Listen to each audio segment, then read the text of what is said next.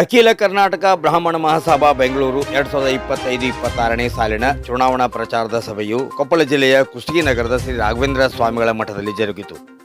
ಕಾರ್ಯಕ್ರಮದ ಅಧ್ಯಕ್ಷತೆಯನ್ನು ಬ್ರಾಹ್ಮಣ ಸಮಾಜದ ಅಧ್ಯಕ್ಷರಾದ ತಿಮ್ಮಪ್ಪಯ್ಯ ದೇಸಾಯಿ ಕಾಟೋಪರ ಇವರು ವಹಿಸಿದ್ದರು.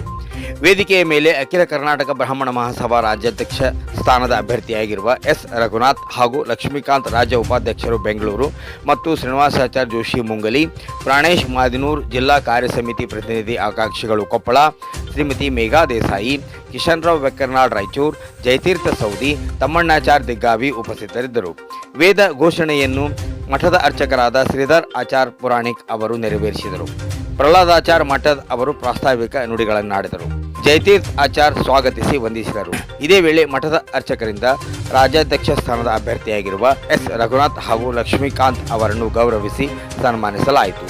ಈ ಸಂದರ್ಭದಲ್ಲಿ ಸಂಜೀವಮೂರ್ತಿ ದೇಶಪಾಂಡೆ ಕೊಪ್ಪಳ, ರವಿ ಕಿರಣ್ ಬೆಂಗಳೂರು, PLD ಬ್ಯಾಂಕ್ ಅಧ್ಯಕ್ಷರಾದ ಗೋಪಾಲರಾವ್ ಕುಲಕರ್ಣಿ ಬಿಸ್ಕಲ್ ಸೇರಿದಂತೆ ಬ್ರಾಹ್ಮಣ ಸಮಾಜದ ಮುಖಂಡರು ಹಾಗೂ ಮಹಿಳಾ ಮುಖಂಡರು ಉಪಸ್ಥಿತರಿದ್ದರು. ಇದು GM ನ್ಯೂಸ್ ಕುಷ್ಟಗಿ.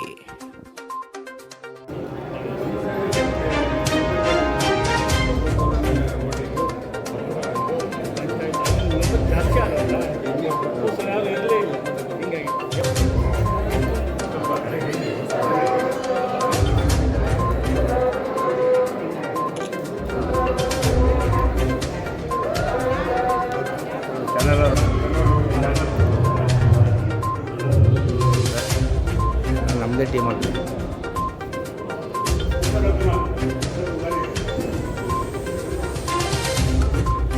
ಹಾಂ ಮೇಡಮ್ ಮುಂದೆ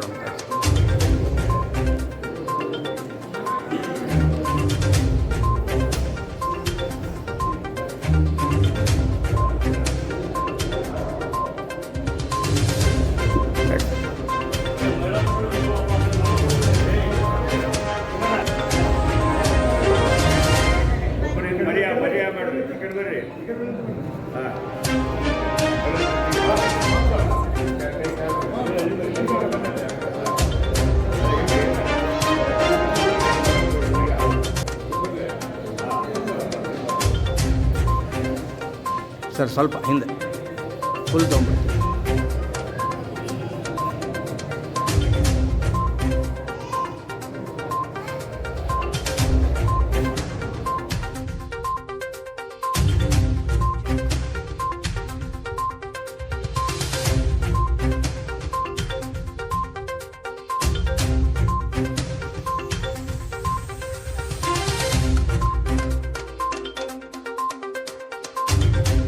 ಆ ಕಾರ್ಯಕ್ರಮಕ್ಕೆ ಇವತ್ತು ಈ ಒಂದು ಸಭೆಯನ್ನ ಸೇರಲಾಗಿದೆ. ನಮ್ಮ ಕುಷ್ಟಗಿ ಘಟಕದ ವತಿಯಿಂದ ಜಯತೀರ್ಥ ಅವರು ಮತ್ತು ಇತರೆ ಬಂಧುಗಳು ಸೇರಿ ಈ ಒಂದು ಮಠದ ಆವರಣದಲ್ಲಿ ಒಂದು ಕಾರ್ಯಕ್ರಮವನ್ನು ಆಯೋಜನೆ ಮಾಡಲಾಗಿದೆ.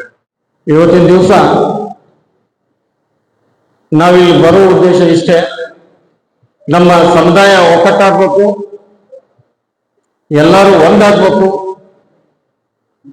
ಎಲ್ಲರಂತೆ ನಾವು ಧೈರ್ಯವಾಗಿ ಜೀವನ ಶೈಲಿಯನ್ನು ನಡೆಸಬೇಕು ಅನ್ನೋದಷ್ಟೇ ನಮ್ಮ ಉದ್ದೇಶ.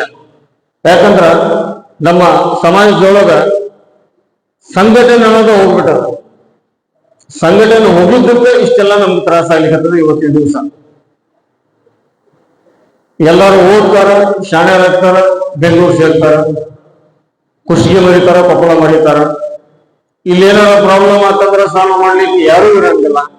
ಅದೇ ಒಂದು ಸಂಘಟನೆ ಇತ್ತಂದ್ರ ಎಲ್ಲರೂ ಕೂಡಿ ಸಂಘಟನೆ ಮಾಡಿ ಯಾರಿಗೆ ಅನಾನುಕೂಲ ಅದ ಅದನ್ನು ನಾವು ಪರಿಹರಿಸಬಹುದು ಅನ್ನೋದು ನನ್ನ ಅಪೇಕ್ಷೆ. ಇವತ್ತಿನ ದಿವಸ ರಘುನಾಥ್ಜಿ ಅವರು ತಮ್ಮ ಸಂಘಟನಾ ಚಾತುರ್ಯತೆಯಿಂದ ಹೆಚ್ಚು ಕಡೆ ಲಾಸ್ಟ್ ಟೈಮ್ ಅವರು ಎಲೆಕ್ಷನ್ ನಿಂತಿದ್ರು, ಕೆಲವೇ ಅಂತರದಿಂದ ಸೋತಿದ್ದಾರೆ. ಸೋದರು ಕೂಡ ಸಮಾಜಮುಖಿಯಾಗಿ ಎಲ್ಲ ಕೆಲಸ ಕಾರ್ಯಗಳನ್ನು ಮಾಡುತ್ತಾ ಸಂಘಟನೆಯನ್ನು ಮಾಡ್ತಾ ಇದ್ದಾರೆ. ಎಲ್ಲ ಸಂಬಂಧಗಳು ನಮ್ಮ ಶ್ರೀಮಂತಸ್ಥರು ಎಲ್ಲ ಸಮಾಜವನ್ನು ಎತ್ತು ಕಟ್ಲಿಕ್ಕತ್ತಾರ. ಎಲ್ಲರಿಗೂ ಕಡು ಬಡವರು ಹುಡುಕಿ ಅವ್ರು ಸಹಾಯ ಮಾಡ್ಲಿಕ್ಕತ್ತಾರ ಅಂತ ಹೇಳಿದ್ರು ಅದೇ ಇಲ್ಲ.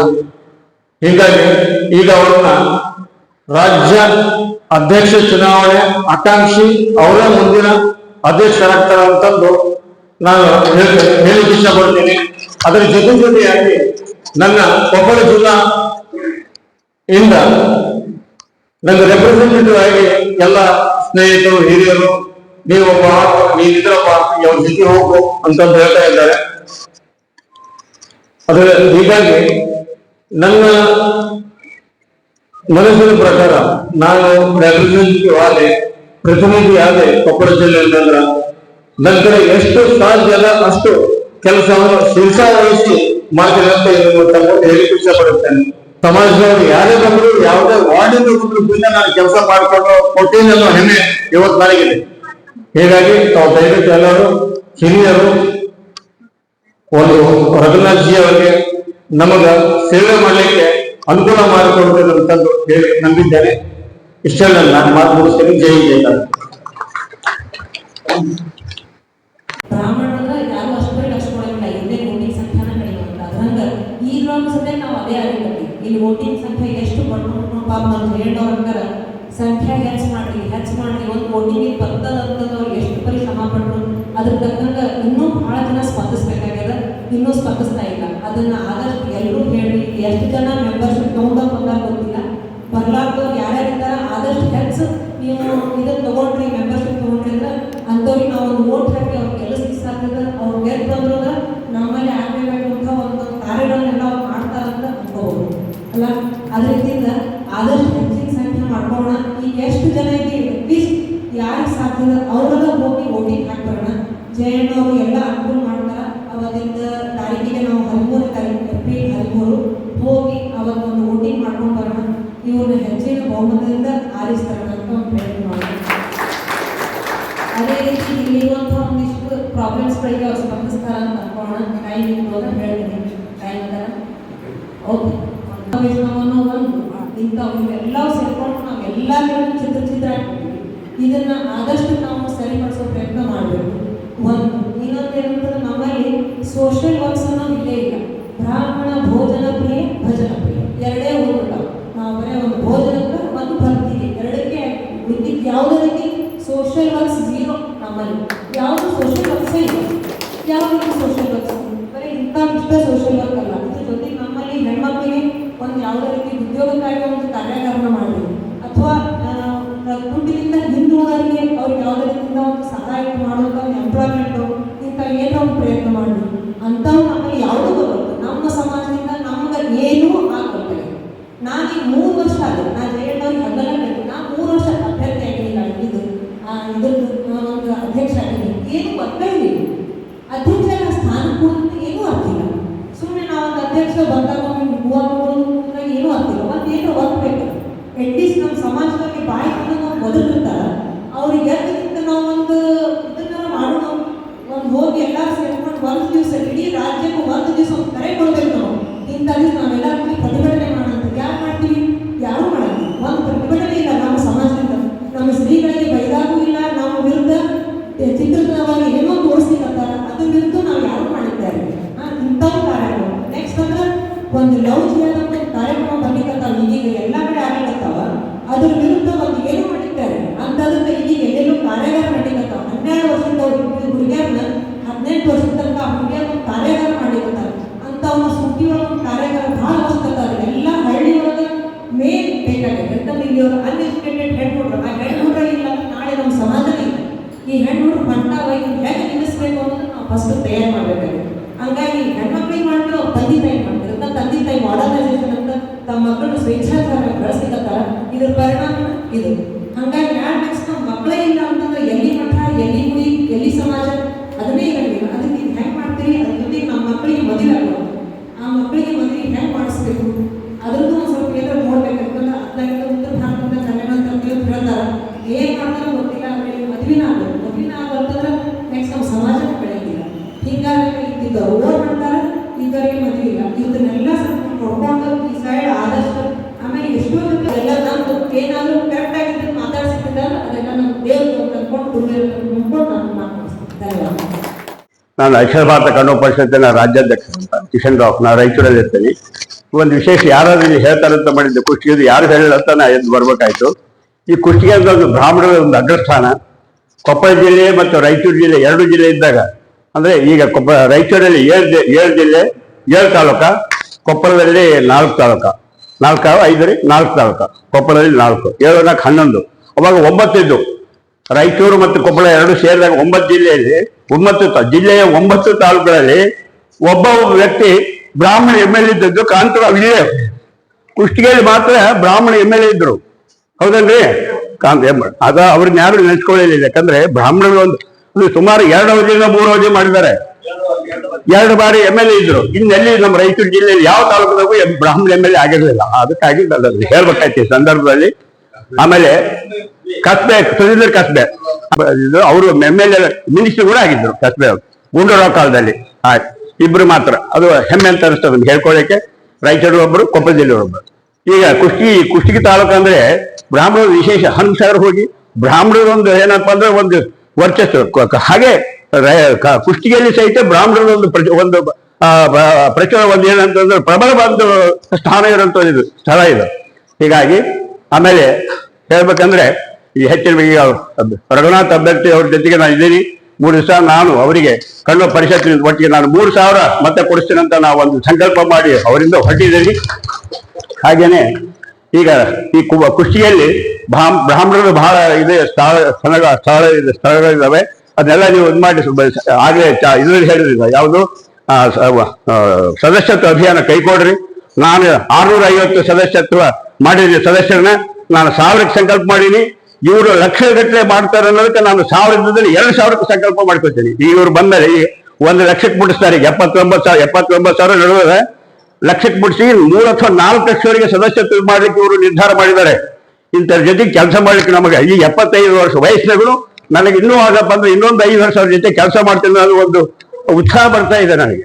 ಅವರು ನೋಡಿದ್ರೆ ಇವೆಲ್ಲ ನೀವೇನು ಈಗ ಹೇಳಿದ್ರೆ ಇವ್ರು ಮಾತಾಡಿದ್ರಲ್ಲ, ಇವೆಲ್ಲದರಲ್ಲಿ ನಾವೆಲ್ಲ ಈಡೇರಿಸ್ತಾರೆ ಅಂತ ಒಂದು ಭರವಸೆ ನಾನು ನಿಮಗೆ ಕೊಡ್ತೇನೆ ಅವ್ರ ಪರವಾಗಿ.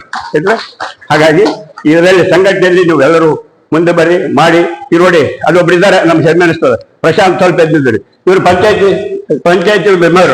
ಈಗ ಈ ತರ ಒಂದು ಏನಂದ್ರೆ ಈಗ ಎಲ್ಲದರಲ್ಲಿ ನಾವು ಎಲ್ಲ ರಂಗದಲ್ಲಿ ಬರ್ಲಿಕ್ಕೆ ನಾವು ಪ್ರಯತ್ನ ಮಾಡಬೇಕು. ಅನೇಕ ಮಂದಿ ಮುನ್ಸಿಪಲ್ ಕೌನ್ಸಿಲರ್ ಇದ್ದಾರೆ. ಇವರು ಮುನ್ಸಿಪಲ್ ಕೌನ್ಸಿಲರ್ ಇದ್ರು ಕೊಪ್ಪಳದಲ್ಲಿ. ಹೀಗೆ ಪ್ರತಿಯೊಂದು ಇವರ ರಾಜಕೀಯದಲ್ಲಿ ನಾವು ಬರ್ಲಿಕ್ಕೆ ಪ್ರಯತ್ನ ಮಾಡಬೇಕು ಅಂತ ಹೇಳ್ತಾ ನಾನು ಮಾತು ಮುಗಿಸ್ತೇನೆ. ನಮ್ಮ ಸಮಾಜದಲ್ಲಿ ಏನು ಇರಲಾಗ್ತದೆ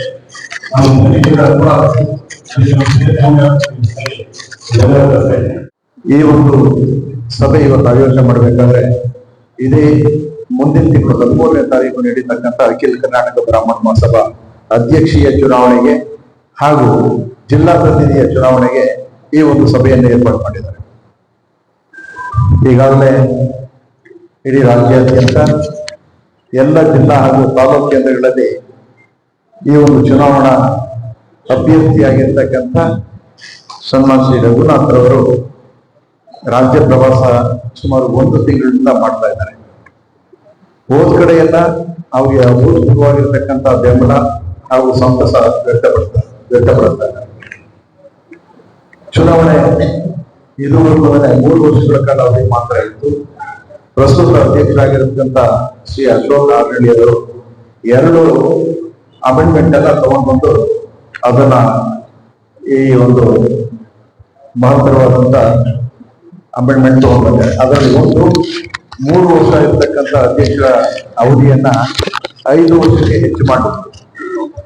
ನಂತರ ಇದುವರೆಗೂ ನಾವ್ಯಾರು ನಾನು ಸಹ 35 ವರ್ಷದ ಅಖಿಲ ಕರ್ನಾಟಕ ಬ್ರಾಹ್ಮಣ ಮಹಾಸಭಾದಲ್ಲಿ ವಿವಿಧ ಹುದ್ದೆಯಲ್ಲಿ ಕೆಲಸ ಮಾಡಿ ಅದರ ಅನುಭವ ನನಗಿರೋದ್ರಿಂದ ಜಿಲ್ಲಾ ಪ್ರತಿನಿಧಿ ಅಂತಕ್ಕಂಥದ್ದು ಇದುವರೆಗೂ ಅದಕ್ಕೆ ಚುನಾವಣೆ ಇರಲಿಲ್ಲ.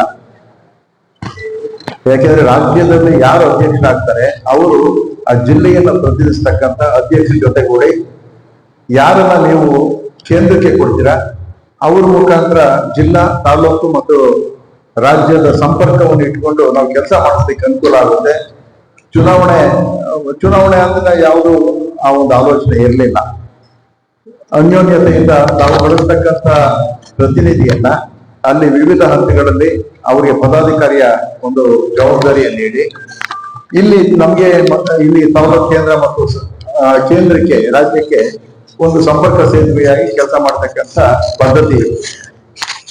ಪ್ರಸ್ತುತ ಅಧ್ಯಕ್ಷರು ಅವರು ಯಾವ ಯೋಚನೆಯಿಂದ ಮಾಡೋದು ಗೊತ್ತಿಲ್ಲ. ಜಿಲ್ಲೆಗೂ ಸಹ ಒಂದು ಪ್ರತಿನಿಧಿಗೆ ಚುನಾವಣೆ ಮುಖಾಂತರ ಅವರು ಆರಿಸ್ಕೊಳ್ಬೇಕು ಅಂತಕ್ಕಂಥ ಒಂದು ಉದ್ದೇಶದಿಂದ ಈ ಅಮೆಂಡ್ಮೆಂಟ್ ಅಂತ ತಗೊಂಡು ಬಂದಿದ್ದಾರೆ. ಆದ್ರೆ ನಮ್ಗೆ ಭವಿಷ್ಯ ನಾವು ಓದ್ ಕಡೆ ಎಲ್ಲ ನಮ್ಮ ವಿಪ್ರಮುಖರು ಮುಖಂಡರು ಅವರ ಅನಿಸಿಕೆಯನ್ನು ವ್ಯಕ್ತಪಡಿಸ್ತಾ ಇರೋದೇನಂದ್ರೆ ಜಿಲ್ಲಾ ಈಗೆಲ್ಲ ಇದು ಬೇಕಿರ್ಲಿಲ್ಲ ಚುನಾವಣೆ. ಯಾಕೆಂದ್ರೆ ಜಿಲ್ಲಾದಲ್ಲಿ ಚುನಾವಣೆ ಮಾಡೋದ್ರಿಂದ ಏನಾಗುತ್ತೆ, ಈಗ ತಾವು ಅತ್ಯಂತ ಪ್ರಬುದ್ಧರಿದ್ದೀರಿ, ಹೃದಯವಂತರಿದ್ದೀರಿ, ಅವಿರೋಧವಾಗಿ ಆಯ್ಕೆ ಮಾಡ್ಕೊಟ್ಬಿಟ್ರೆ ನಮ್ಮ ಅಭ್ಯರ್ಥಿಯನ್ನ. ಆದ್ರೆ ಅನೇಕ ಜಿಲ್ಲೆಗಳಲ್ಲಿ ಅವ್ರಿಗೆ ಅಸಮಾಧಾನ ಇದೆ. ಅಲ್ಲಿ ಒಬ್ರಿಗೊಬ್ರು ಅನ್ಯೋನ್ಯತೆಯಿಂದ ಬದುಕ್ತಾ ಇದ್ದಂತ ವಾತಾವರಣ ಕಲುಷಿತ ಆಗಿದೆ.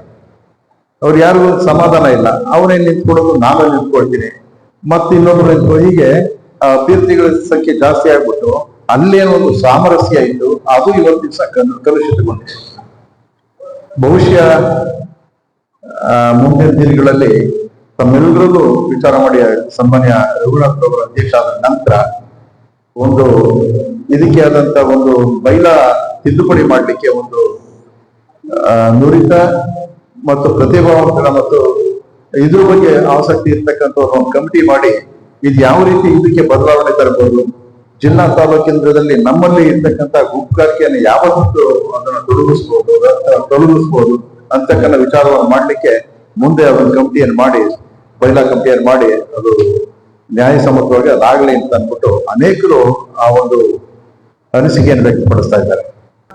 ರಾಜ್ಯಾಧ್ಯಕ್ಷ ಸ್ಪರ್ಧಿ ಶ್ರೀಮಾನ್ ರಘುನಾಥ್ ಅವರಿಗೆ ಹಾಗೂ ಜಿಲ್ಲಾ ಪ್ರತಿನಿಧಿಯಾಗಿರ್ತಕ್ಕಂಥ ಸನ್ಮಾನ್ಯರಿಗೆ ತಾವು ಮತವನ್ನು ನೀಡಿ, ಮತ್ತು ಇಲ್ಲಿ ಹೇಗೆ ಅಂತಂದ್ರೆ ತಾವು ಆರಿಸಿದ ನಂತರ ಬೇರೆ ಯಾರೇ ಬಂದ್ರು ನಮ್ಮಲ್ಲಿ ಜಾಗ ಇಲ್ಲ, ನಿಮಗೆ ಇಲ್ಲಿ ಬಂದು ಹೋಗ್ಬೋದೇ ಹೊರತು ನಿಮ್ಗೆ ಯಾವುದೇ ರೀತಿ ನಾವು ಕೊಡೋದಿಲ್ಲ ಅನ್ನತಕ್ಕಂಥ ಸಂದೇಶವನ್ನ ಕುಷ್ಟಗಿಯ ಎಲ್ಲ ನನ್ನ ವಿಪ್ರಬಂಧುಗಳು ಮುಖಂಡರುಗಳು ಅವ್ರಿಗೆ ಸಂದೇಶವನ್ನು ಕೊಡಬೇಕು. ರಘುನಾಥ್ ಅವರು 5 ವರ್ಷ ಅವ್ರು ಏನ್ ನಾನೆಲ್ಲ ಮಾಡ್ತೀನಿ ಅಂತ ಅವ್ರ ಪ್ರಣಾಳಿಕೆಯಲ್ಲಿ ಕೊಡ್ತಾರೆ, ಅದನ್ನ ಅನುಷ್ಠಾನಕ್ಕೆ ತರಬೇಕಾದಂತ ಜವಾಬ್ದಾರಿ ಅವರಿದೆ, ಮತ್ತು ಅಷ್ಟಕ್ಕೆ ಅವರು ಪ್ರಣಾಳಿಕೆಯನ್ನು ಸೇರಿಸ್ತಾರೆ. ಆಗದಲೇ ಇರ್ತಕ್ಕಂಥದ್ದನ್ನೆಲ್ಲ ನಾನು ಮಾಡ್ತೀನಿ ಅಂತಕ್ಕಂಥ ಸ್ವಭಾವ ಅವ್ರದನ್ನ. 5 ವರ್ಷ ನಾನು ಏನು ಸಮಾಜಕ್ಕೆ ಮಾಡಬಹುದು, ಯಾವ ನನ್ನ ಸಹೋದರಿ ಹೇಳಿದ್ರು, ಎಷ್ಟೋ ಜನಕ್ಕೆ ಸ್ತ್ರೀಯರಿಗೆ ಅನುಕೂಲ ಮಾಡಿಕೊಡ್ತಕ್ಕಂಥ ಯೋಜನೆಗಳಿದೆ. ಆ ಸರ್ಕಾರದಿಂದ ಇರ್ಬೋದು, ಸಮಾಜದಿಂದ ಇರ್ಬೋದು, ಅನೇಕ ವೃತ್ತಿಪರರಿಂದ ಇರ್ಬೋದು, ಕೈಗಾರಿಕೋದ್ಯಮ, ಹೀಗೆ ಯಾವುದೇ ಕ್ಷೇತ್ರದಲ್ಲಿ ಇಂಥ ಒಳ್ಳೆ ಕೆಲಸಕ್ಕೆ ನಾವು ಕೇಳಿದಾಗ ಯಾರು ಇಲ್ಲ ಅಂತ ಹೇಳೋದಿಲ್ಲ, ಸಹಾಯ ಮಾಡ್ತಾರೆ. ಅದನ್ನೆಲ್ಲ ತಮಗೆ ಕೊಡ್ತಕ್ಕಂಥ ಒಂದು ಪ್ರಣಾಳಿಕೆಯನ್ನೆಲ್ಲ ಅವರು ಈ ತಮ್ಗೆ ಹೆಂಗಸಿಗೆ ಏನೆಲ್ಲ ಸೌಕರ್ಯ ಕೊಡ್ಬೋದು ಅದನ್ನು ಸಹ ಮಾಡ್ತಾರೆ. ಯುವಕರಿಗೆ ಅನೇಕ ಸಮಸ್ಯೆಗಳಿದೆ. ತಾವು ಹೇಳಿದಾಗ ಮದುವೆ ಸಮಸ್ಯೆ ಇರ್ಬೋದು, ಅವರ ಸ್ವಂತ ಉದ್ಯಮದ ಸಮಸ್ಯೆ ಇರ್ಬೋದು, ಅವ್ರ ಬದುಕಿನ ಸಮಸ್ಯೆ ಇರ್ಬೋದು, ಹಾಗೆ ಆ ಯುವಕರಿಗೂ ಸಹ ಏನೆಲ್ಲ ಮಾಡಬಹುದು ಅಂತಕ್ಕಂಥದ್ದ ಒಂದು ಕಾರ್ಯಕ್ರಮವನ್ನು ಸಹ ಹಮ್ಮಿಕೊಳ್ಳೋದ್ರಿಂದ ಸನ್ಮಾನ್ಯ ರಘುನಾಥ್ ಅವರು ಅದನ್ನೆಲ್ಲವನ್ನು ಈಡೇರಿಸ್ತಕ್ಕಂಥ ಸಾಮರ್ಥ್ಯವನ್ನು ಹೊಂದಿದ್ದಾರೆ ಅಂತ ಹೇಳಿ ಮತ್ತೊಮ್ಮೆ ಅವರಿಗೆ ತಾವು ಸಹ ನನ್ನಂತೆ ನಾನು ತ್ಯಾಗ ಮಾಡ್ಬಿಟ್ಟೆ, ಯಾಕೆಂದ್ರೆ ಒಳ್ಳೆಯವ್ರಿಗೋಸ್ಕರ ನಾವು ತ್ಯಾಗ ಮಾಡಿದ್ರೆ ನಾವು ಕಳ್ಕೊಳ್ಳೋದ್ರಿಂದ ಸಂತೋಷ ಆಗ್ತದೆ. ಆ ದೃಷ್ಟಿಯಿಂದ ತಾವು ಸಹ ತ್ಯಾಗವನ್ನು ಮಾಡಬೇಕು, ಅವರನ್ನು ಆರಿಸ್ಬೇಕಂತ ಹೇಳಿ ಮತ್ತೊಮ್ಮೆ ಗೌರವಾನ್ವಿತ ಅಧ್ಯಕ್ಷರಿಗೆ, ಎಲ್ಲ ಗೌರವಾನ್ವಿತ ಪದಾಧಿಕಾರಿಗಳಿಗೆ, ಮಾತೆಯರಿಗೆ, ಬಂದಿರತಕ್ಕಂಥ ಎಲ್ಲ ನನ್ನ ಸೌಕರ್ಯ ಬಂಧುಗಳಿಗೆ ನಮಸ್ಕಾರ. ಕುಷ್ಟಗಿ ತಾಲೂಕಿನ ಬ್ರಾಹ್ಮಣ ಸಭೆಯ ಕಾರ್ಯಕ್ರಮವನ್ನು ಆಯೋಜಿಸಿ ಚುನಾವಣಾ ಪ್ರಚಾರ ಸಭೆಗೆ ಅವಕಾಶ ಮಾಡಿಕೊಟ್ಟಂತ ಅಧ್ಯಕ್ಷರಾದ ತಿಮ್ಮಪ್ಪ ದೇಸಾಯಿ ಅವರಿಗೆ, ಹಿರಿಯರಾದ ಜೋಶಿರವರಿಗೆ, ಹಿರಿಯರಾದ ಸೌದಿರವರಿಗೆ, ಈಗಾನೇ ಮಾತನಾಡಿದ ದೇಸಾಯಿ ಅವರಿಗೆ, ಮತ್ತು ಈಗ ಬಂದಿರತಕ್ಕಂಥ ಬಿಜೆಪಿಯ ಹಿರಿಯ ಮುಖಂಡರಾದಂಥ ತಮ್ಮಣ್ಣಾಚಾರ್ಯ ಅವರಿಗೆ, ಇವತ್ತಿನ ಈ ಕಾರ್ಯಕ್ರಮದಲ್ಲಿ ಭಾಗವಹಿಸಿರ್ತಕ್ಕಂಥ ಎಲ್ಲ ಪ್ರಮುಖರಿಗೆ ನನ್ನ ನಮಸ್ಕಾರವನ್ನು ತಿಳಿಸ್ತಾ ವಿಚಾರ ಮುಂದೆ ಹೇಳ್ತೀನಿ. ಏಪ್ರಿಲ್ 13, 2025 ಭಾನುವಾರ ಚುನಾವಣೆ ನಡೆಯುತ್ತದೆ. ಈ ಬಾರಿ ಸುಮಾರು 66,750 ಬ್ರಾಹ್ಮಣ ಸದಸ್ಯರು ಮತದಾನ ಮಾಡುತ್ತಾರೆ. ಕಳೆದ ಬಾರಿ ಸುಮಾರು 45,000 ಜನ ಇದ್ದು, ಈ ಬಾರಿ 66,000 ಜನ ಮತದಾರರಿದ್ದಾರೆ. ಅದರಲ್ಲೂ ಸಹ ಈ ಬಾರಿ ನಮ್ಮ ಕಡೆ ಕೊಪ್ಪಳದಲ್ಲೇನೆ ಚುನಾವಣೆ ನಡೆಯುತ್ತೆ. ಇಲ್ಲಿಂದ ಸುಮಾರು 50 ಕಿಲೋಮೀಟರ್ ದೂರದಲ್ಲಿ ಹೋಗಿ ನಾವು ಚುನಾವಣೆ ಮತದಾನ ಮಾಡಬೇಕಾಗುತ್ತೆ. ಯಾಕೆ ಅಂದ್ರೆ ಈ ಬಾರಿ ಕೊಪ್ಪಳದಲ್ಲಿ 1,000ಕ್ಕೂ ಹೆಚ್ಚು ಸದಸ್ಯರಿದ್ದಾರೆ. ಹಾಗಾಗಿ ಇಲ್ಲಿಗೆ ಒಂದು ಜಿಲ್ಲೆಗೆ ಒಂದು ಮತಕೇಂದ್ರ ಕೊಡೋದ್ರಿಂದ ಕೊಪ್ಪಳ ಜಿಲ್ಲೆಗೆ ಒಂದು ಮತಕೇಂದ್ರವನ್ನು ಕೊಟ್ಟಿದ್ದಾರೆ. ಅದು ನಮ್ಮ ಜಿಲ್ಲೆಗೆ ಅನುಕೂಲ ಆಗಿದೆ. ಜೊತೆಯಾಗಿ ಈ ಬಾರಿ ಜಿಲ್ಲಾ ಪ್ರತಿನಿಧಿಯ ಚುನಾವಣೆಯನ್ನು ಕೂಡ ತಂದುಬಿಟ್ಟಿದ್ದಾರೆ. ಅದು ಅನುಕೂಲನೂ ಇರಬಹುದು, ಆದ್ರೆ ಅಷ್ಟು ಮಟ್ಟಿಗೆ ಅನಾನುಕೂಲನೂ ಇದೆ. ಯಾಕೆ ಅಂತ ಹೇಳಿದ್ರೆ ಜಿಲ್ಲಾ ಪ್ರತಿನಿಧಿ ಆಗಬೇಕು ಅಂತ ಬಹಳಷ್ಟು ಜನಕ್ಕೆ ಆಸೆ ಬಂದ್ಬಿಟ್ಟಿದೆ. ಹಾಗಾಗಿ ನಾನು ಜಿಲ್ಲಾ ಪ್ರತಿನಿಧಿ ಆಗ್ತೀನಿ ಅಂತ ಹೇಳಿ ಒಂದು ಮಟ್ಟಕ್ಕೆ ಇದು MLA ಕಾಂಟೆಸ್ಟ್ ಅಥವಾ ಕಾರ್ಪೊರೇಟರ್ ಲೆವೆಲ್ ಕಾಂಟೆಸ್ಟ್ ಅಥವಾ MP ಕಾಂಟೆಸ್ಟ್ ಅನ್ನೋ ಮಟ್ಟಕ್ಕೆ ಇದು ತಿರುಗ್ತಾ ಇದೆ. ಹಾಗಾಗಿ ಒಂದು ಮಟ್ಟಕ್ಕೆ ಇದು ಬೇಡವಾದ ಜಗಳಗಳಿಗೆ, ವೈಮನಸ್ಸುಗಳಿಗೆ ಅವಕಾಶ ಮಾಡಿಕೊಡ್ತಾ ಇದೆ. ಆದ್ರೂ ಕೂಡ ಬೈಲಾ ಮಾಡಿದ್ದಾರೆ. ಇರುವಂತ ಬೈಲಾನ ಪ್ರಕಾರ ಏನ್ ಚುನಾವಣೆ ನಡೆಯುತ್ತೆ ಅದನ್ನ ನಾವು ಎದುರಿಸಲೇಬೇಕು. ಆ ವಿಚಾರದಲ್ಲಿ ತಾವೆಲ್ಲ ತೀರ್ಮಾನ ಮಾಡಿ ಇಲ್ಲಿನ ಪ್ರಾಣೇಶ್ ಮಾತ್ನೂರ್ನವ್ರ ನೀವೆಲ್ಲ ಆಯ್ಕೆ ಮಾಡಿದ್ದೀರಾ ಈ ಬಾರಿ ಜಿಲ್ಲಾ ಪ್ರತಿನಿಧಿ ಆಗಲಿ ಅಂತ ಹೇಳಿ, ಹಾಗಾಗಿ ಅವ್ರಿಗೆ ಅಭಿನಂದನೆ ತಿಳಿಸ್ತಾ ಇದ್ದೀನಿ. ಅವರು ನಮ್ಮ ಜೊತೆಯಲ್ಲಿದ್ದು ಈ ಚುನಾವಣೆಯನ್ನ ನಡೆಸ್ಕೊಳ್ತೀನಿ. ಮತ್ತೆ ಇಲ್ಲೇ ಸಾಧ್ಯವಾದ್ರೆ ಅವಿರೋಧವಾಗಿ ಕೂಡ ಆಯ್ಕೆ ಆಗ್ಲಿಕ್ಕೆ ಎಲ್ಲ ಪ್ರಯತ್ನ ಮಾಡ್ತಾ ಇದ್ದಾರೆ. ಅವ್ರನ್ನ ತಾವೆಲ್ಲರೂ ಸೇರಿ ಅವಿರೋಧವಾಗಿ ಆಯ್ಕೆ ಮಾಡಿಬಿಟ್ರೆ ನಮಗಿಂತ ಸಂತೋಷವಾದ ಇನ್ಯಾವುದು ವಿಚಾರ ಇಲ್ಲ. ಯಾಕೆಂದ್ರೆ ಇಲ್ಲಿ ಜಿಲ್ಲಾ ಪ್ರತಿನಿಧಿಗೆ ಚುನಾವಣೆ ಆಗದೆ ಇದ್ರೆ ಬಹಳ ಒಳ್ಳೆಯದು. ಇದು ಒಂದು. ಇನ್ನ ಎರಡನೇದು, ನಮಗೆ ಸನ್ಮಾನ್ಯ ಶ್ರೀ ಅಡ್ವಿರಾವ್ ಅವರು ಹೇಳಿದಂತ ವಿಚಾರಗಳು ಮತ್ತೆ ಶ್ರೀಮತಿ ಮೇಘನಾ ದೇಸಾಯಿ ಅವರು ಒಂದಷ್ಟು ವಿಚಾರಗಳನ್ನ ಪ್ರಶ್ನಾರ್ಥಕವಾಗಿ ಒಂದಷ್ಟು ವಿಚಾರಗಳನ್ನ ಮುಂದೆ ಇಟ್ಟಿದ್ದಾರೆ. ಇದರಲ್ಲಿ ಏನು ಅಂತ ಹೇಳಿದ್ರೆ, ಮೊದಲನೇದಾಗಿ ಅವ್ರು ಹೇಳಿದ್ದು ನಮ್ಮಲ್ಲಿ ಸಂಘಟನೆಯ ಕೊರತೆ ಇದೆ ಅಂತ ಒಂದು ಹೇಳಿದ್ರು. ಈ ಸಂಘಟನೆಯ ಕೊರತೆ ಒಂದು ಹೇಳಿಬಿಟ್ಟಿದ್ದಾರೆ ಹಿರಿಯವರು, ಯಾಕೋ ಏನೋ ಗೊತ್ತಿಲ್ಲ. ಅದು ಸಂಸ್ಕೃತದ ಒಂದು ಚಿಕ್ಕದಾಗ ಒಂದು ಲೈನ್ ಹೇಳ್ಬಿಟ್ಟಿದ್ದಾರೆ, ಬ್ರಾಹ್ಮಣ ಅಸಂಘಟಿತ ಅಂತ ಹೇಳ್ಬಿಟ್ಟಿದ್ದಾರೆ. ಅದನ್ನ ನಾವು ಪ್ರೂವ್ ಮಾಡ್ಲೇಬೇಕು, ಹಾಗೆ ಇರಬೇಕು ಅಂತ ಕೆಲವರು ಅದನ್ನು ತೀರ್ಮಾನ ಮಾಡ್ಕೊಂಡು ನಡೀತಾ ಇದ್ದಾರೆ. ಆದ್ರೆ ಅದನ್ನ ಈ ಬಾರಿ ನಮ್ಮ ಪ್ರಯತ್ನದಿಂದ ನಾವುಗಳು ಯಾವುದೇ ಕಾರಣಕ್ಕೆ ಬ್ರಾಹ್ಮಣ ಸಂಘಟಿತರಾಗಿರ್ಬೇಕು ಅನ್ನೋ ದೃಷ್ಟಿಯಲ್ಲಿ ಕೆಲಸ ಮಾಡೋಣ, ಎಲ್ಲರನ್ನು ಒಟ್ಟಾಗಿ ತಗೊಂಡೋಗೋ ರೀತಿಯಲ್ಲಿ ಕೆಲಸ ಮಾಡೋಣ ಒಂದು ಆಶ್ವಾಸನೆ ಕೊಡ್ತೀನಿ. ಇದರ ಜೊತೆಗೆ ಅವ್ರು ಹೇಳಿದ್ರು ನಮ್ಮಲ್ಲಿ ಪ್ರತಿಭಟನೆ ಮಾಡುವಂತ ಇದು ಕೆಲಸಗಳೆಲ್ಲ ನಿಂತು ಹೋಗ್ಬಿಟ್ಟಿದೆ ಅಂತ. ಒಂದು ಮಾತ್ರ ತಿಳ್ಕೊಳ್ಳಿ, ಪ್ರತಿಭಟನೆಯ ಮನಸ್ಥಿತಿ ಇವತ್ತು ಗ್ರಾಮಾಂತರ ಭಾಗದಲ್ಲೇ ಅಲ್ಲ, ನಗರ ಮಟ್ಟದಲ್ಲೂ ಕೂಡ ಪ್ರತಿಭಟನೆಯ ಮನಸ್ಥಿತಿ ಇಲ್ಲ ಇವತ್ತು. ಯಾಕೆ ಅಂತ ಹೇಳಿದ್ರೆ ಎಲ್ಲರೂ ಕೂಡ ಇಂಗ್ಲಿಷ್ ನಲ್ಲಿ ಏನೋ ಶಬ್ದ ಉಪಯೋಗಿಸ್ತಾರೆ, ಕಂಫರ್ಟ್ ಝೋನ್ ಅಂತ ಹೇಳಿ. ಎಲ್ರಿಗೂ ಕೂಡ ಸಾವಕಾಶವಾಗಿ, ಸಾವಧಾನವಾಗಿ, ಆರಾಮವಾಗಿ ಜೀವನ ನಡೆಸಬೇಕು ಅಂತ ಹೇಳಿ ತೀರ್ಮಾನ ಮಾಡ್ಕೊಂಡ್ಬಿಟ್ಟಿರೋದ್ರಿಂದ ನಾವ್ ಯಾರು ಕೂಡ ಇವತ್ತು ಆ ಪ್ರತಿಭಟನೆ ಮಾಡ್ಬೇಕು ಅನ್ನೋ ಮನಸ್ಥಿತಿನಲ್ಲಿ ಇಲ್ಲ. ನಾವು ಅಡ್ಜಸ್ಟ್ಮೆಂಟ್, ಕಾಂಪ್ರಮೈಸ್ ಹೇಗೆ ಬಂದ್ರೆ ಅದನ್ನ ನಾವು ಸ್ವೀಕಾರ ಮಾಡ್ಬೇಕು ಅಂತ ಹೇಳಿ ತಿಳ್ಕೊಂಡಿರೋದ್ರಿಂದ ಇವತ್ತು ಆ ಒಂದು ಮನಸ್ಥಿತಿಯಲ್ಲಿ ನಾವು ಇಲ್ಲ. ಅದನ್ನ ನಾವು ಮೂಡಿಸ್ಬೇಕು ಅಂತ ಹೇಳಿದ್ರೆ ಫಸ್ಟ್ ನಮ್ಮಲ್ಲಿ ನಾವು ಪ್ರತಿಭಟನೆ ಮಾಡ್ಕೊಳ್ಳುವಂತ ಸ್ಥಿತಿಗೆ ಬರ್ತಾ ಇದೀವಿ. ಫಸ್ಟ್ ನಾನ್ ರೆಡಿ ಆಗ್ಬೇಕು ಪ್ರತಿಭಟನೆ ಮಾಡ್ಲಿಕ್ಕೆ, ಆಮೇಲೆ ಬೇರೆಯವ್ರಿಗೆ ಹೇಳ್ಬೇಕಾಗುತ್ತೆ. ಇಲ್ಲ ಅಂತ ಹೇಳಿದ್ರೆ ಬೇಡಪ್ಪ, ಇದು ತೊಂದರೆ ಆಗುತ್ತೆ, ನನಗೂ ತೊಂದ್ರೆ, ನಮ್ಮ ಮನೆಯವ್ರಿಗೂ ತೊಂದ್ರೆ, ಹಾಗಾಗಿ ಹೊರಗಡೆನೆ ಹೋಗೋದು ಬೇಡ ಅನ್ನೋ ಒಂದು ನಿರ್ಧಾರಕ್ಕೆ ನಾವೆಲ್ಲ ಬರ್ತಾ ಇದ್ದೀವಿ. ಆ ದೃಷ್ಟಿಯಿಂದ ಪ್ರತಿಭಟನೆ ಮಾಡೋದು ತುಂಬಾ ಕಷ್ಟವಾಗ್ತಾ ಇದೆ. ಇನ್ನ ತಾವೇ ಹೇಳಿದ್ರೆ ಬ್ರಾಹ್ಮಣರು ಭೋಜನ ಪ್ರಿಯ ಮತ್ತು ಭಜನ ಪ್ರಿಯ ಅಂತ ತಾವು ಹೇಳಿದ್ರಿ. ಆದ್ರೆ ಒಂದು ಮಾತ್ರ ನಿಜ, ಅದು ಯಾವುದೇ ಇರಲಿ ಭೋಜನ ಪ್ರಿಯ ಭಜನ ಪ್ರಿಯ ಅಂತ ಹೇಳಿ ಯಾವ ಕಾಲದಿಂದ ಮಾಡ್ಕೊಂಡ್ಬಂದ್ರು. ಭಜನ ಪ್ರಿಯ ನಿಜವಾಗ್ಲೂ ಸರಿ, ಭೋಜನ ಪ್ರಿಯನೂ ಅಷ್ಟೇ ಒಳ್ಳೆಯದು. ಯಾಕೆಂದ್ರೆ ಒಳ್ಳೆ ತಿನಿಸುಗಳನ್ನ ತಯಾರು ಮಾಡಿ ತಿನ್ನುವಂಥದ್ದು, ಸ್ವಾದಿಷ್ಟವಾದ ತಿನಿಸುಗಳನ್ನ ತಿನ್ನುವಂಥದ್ದು ಎಲ್ಲರೂ ಕೂಡ ಹೇಳ್ತಾರೆ. ಬ್ರಾಹ್ಮಣ ಮೇಲೆ ಅಡಿಗೆ ಇಲ್ಲ ಬಂದೆ ಅದಕ್ಕೆ ಸ್ವಾದಿಷ್ಟವಾದ ಊಟಗಳನ್ನ, ತಿಂಡಿಗಳನ್ನ ಮಾಡ್ಕೊಂಡು ಬ್ರಾಹ್ಮಣರು ತಿಂತಾರೆ ಅಂತ ಹೇಳೋದನ್ನ ತಮಾಷೆ ಮಾಡೋದು ಉಂಟು. ಆದ್ರೆ ಎಲ್ಲಿ ನೋಡಿದ್ರು ಕೂಡ ಬ್ರಾಹ್ಮಣ ಫಲಹಾರ ಮಂದಿರಗಳನ್ನ ಜನ ಇಷ್ಟನೂ ಪಡುತ್ತಾರೆ. ಹಾಗಾಗಿ ಅದು ಬ್ರಾಹ್ಮಣ ಭೋಜನ ಪ್ರಿಯ ಆಗಿರೋದು ಒಳ್ಳೇದೇ.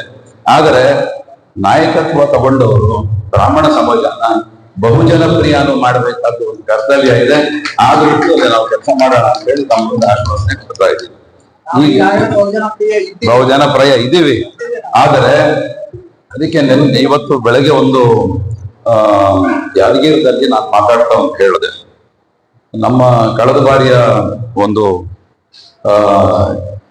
ಯಾವುದೋ ಒಂದೂವರೆ ವರ್ಷದ ಒಂದು ಸಭೆಯಲ್ಲಿ ನಮ್ಮ ಸ್ನೇಹಿತರು ಯಾರೋ ಒಬ್ಬರು ಒಂದು ವಿಚಾರ ತಂದಿಟ್ಟು, ಬಹುಜನ ಪ್ರಿಯರೇ ಬ್ರಾಹ್ಮಣ ನಿಜ ಸರಿ, ಆದರೆ ಬ್ರಾಹ್ಮಣರನ್ನ ವಿನಾಕಾರಣವಾಗಿ ದೂಷಣೆ ಮಾಡುವಂಥದ್ದು ಕೆಲವರಿಗೆ ಅಭ್ಯಾಸ ಆಗ್ಬಿಟ್ಟು ಅದೇನು ಮಾಡ್ಲಿಕ್ಕಾಗಲ್ಲ. ಅವರು ನಿಂದಿಸ್ತಾನೆ ಇರಲಿ, ಏನ್ ತೊಂದರೆ ಏನಿಲ್ಲ. ಯಾಕೆ ಅಂದ್ರೆ ಪುರಂದರದಾಸರು ಹೇಳ್ತಾರೆ, ನಿಂದಿಸುವವರು ಇರಬೇಕಾಯ ಅಂತ ಹೇಳಿ. ಹಾಗಾಗಿ ನಿಂದಿಸ್ತಾ ಇರ್ಲಿ, ಏನ್ ಬೇಜಾರೇನಿಲ್ಲ. ನಾವಂತೂ ಸರಿ ಇರ್ಬೇಕು ಅಷ್ಟೇನೆ. ನಾವು ಚೆನ್ನಾಗಿದ್ರೆ ಎಲ್ಲವೂ ಚೆನ್ನಾಗಿರುತ್ತೆ. ಆ ದೃಷ್ಟಿಯಲ್ಲಿ ನಾವು ಚೆನ್ನಾಗಿರೋಣ, ನಾವು ಒಳ್ಳೆ ಕೆಲಸ ಮಾಡೋಣ ಅಂತ ಹೇಳ್ತಾ, ನಮ್ಮ ಈ ವಿಚಾರಕ್ಕೆ ಸಂಬಂಧಪಟ್ಟಂಗೆ ಕಳೆದ ಬಾರಿ ಯಾರೋ ಒಬ್ರು ಅಟ್ರಾಸಿಟೀಸ್ ಕೇಸ್ ಬ್ರಾಹ್ಮಣರ ಮೇಲೆ ಎಷ್ಟು ಹಾಕಿದೆ ಅಂತ ಹೇಳ್ಬಿಟ್ಟು ಒಂದು RTI ನಲ್ಲಿ ಒಂದು ಇನ್ಫಾರ್ಮೇಶನ್ ತಗೊಂಡು ಬಂದಿದ್ರು.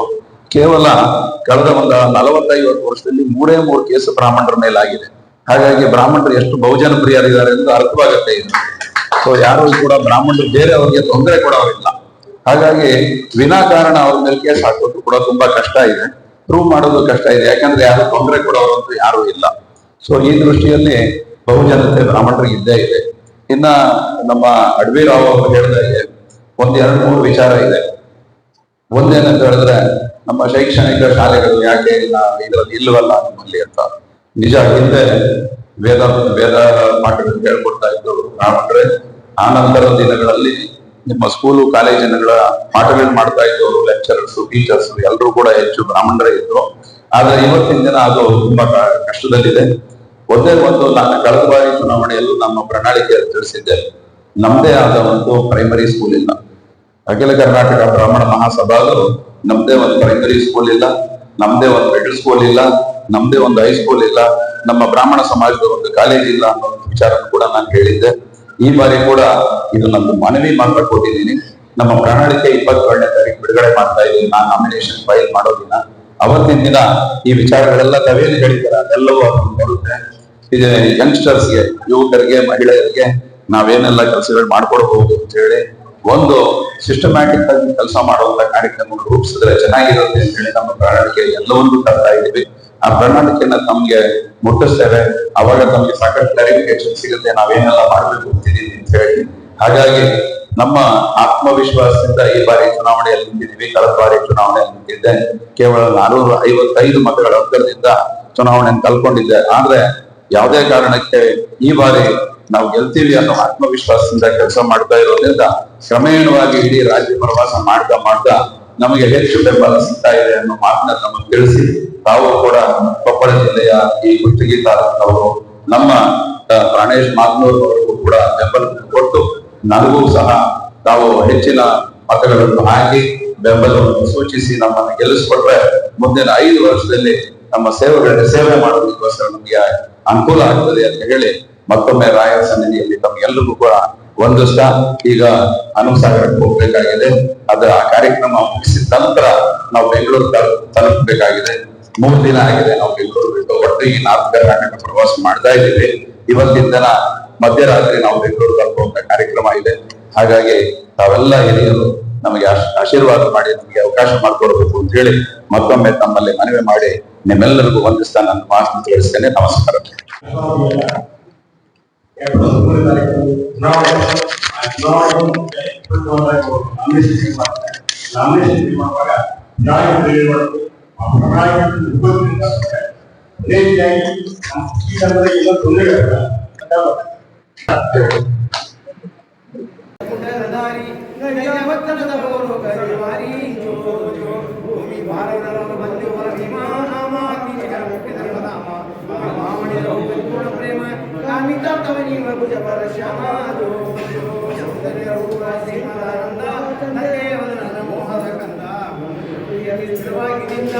ನಿಂದೆಯ ಮಾಡಿ ಹರಿದಾನದಿಂದ